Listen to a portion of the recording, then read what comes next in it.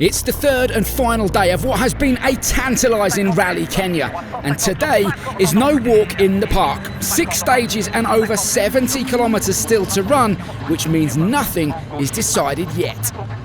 The opening test of the day, just a short 8-kilometre blast, but it's a bruiser. Incredibly rough, and for Esa-Pekka Lappi, lightning would strike for a third time this weekend. Another broken prop shaft, and the Finn left with front-wheel drive only for the remainder of the morning loop.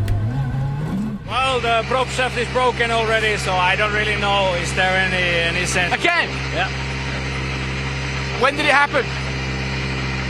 3 kilometers before the finish? I took slowly, but...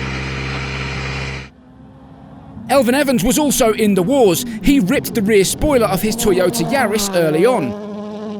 We just got caught in like a dried rut and it completely spun us out of the blue, so yeah, just a little half spin. Instead, it was Kalle Rovanperä who set the early pace, taking 8.1 seconds out of overnight leader Sébastien Ogier. The gap now down to 8.6 seconds. Rovanperä keeping a calm head though. I think the others are really trying much. Let's see.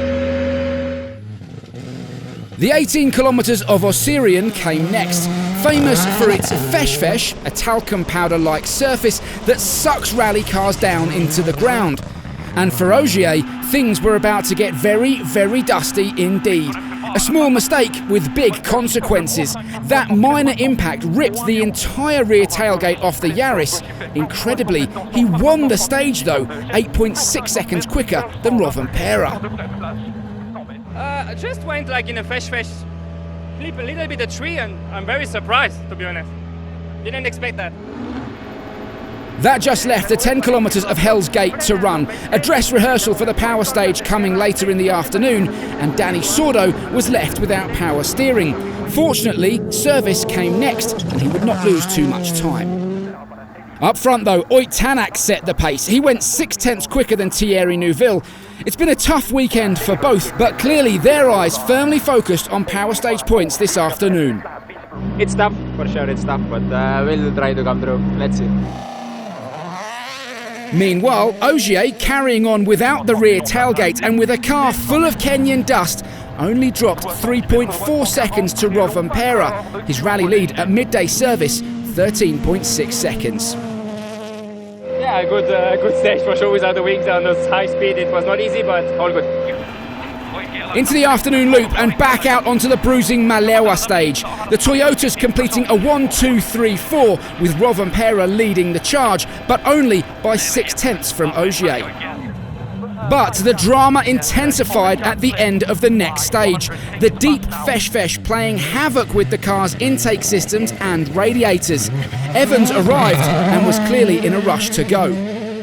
Yeah, everything fine, just hold.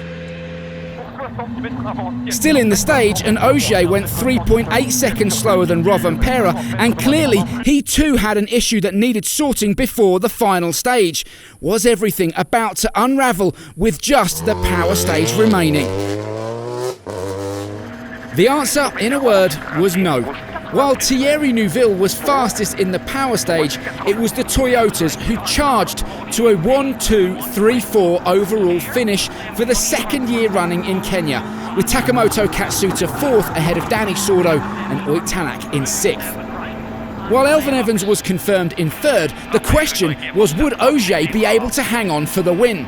He was slower than Rovanperä, but despite the punctures, the ripped-off tailgate and even damage in the power stage, Sébastien Ogier confirmed as winner here in Kenya by just 6.7 seconds. Unbelievable. Look at that, even on the power stage I got a stone on the windscreen. I think I had a lot of issues to face this weekend, but it could have been a much more comfortable race for us in terms of pace. We had a really good pace, but a lot of misfortune, but I'm happy that we bring it home.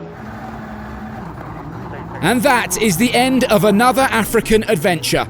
Next up, the WRC heads to Ott Tänak town. Yes, we're going to Estonia, and you can bet the local hero will want to give his loyal fans something to cheer about. For now though, Sébastien Ogier and Toyota bask in their dominance, but Who has been your driver of the weekend? Let us know in the comments, and we'll be back for round 8 in Estonia.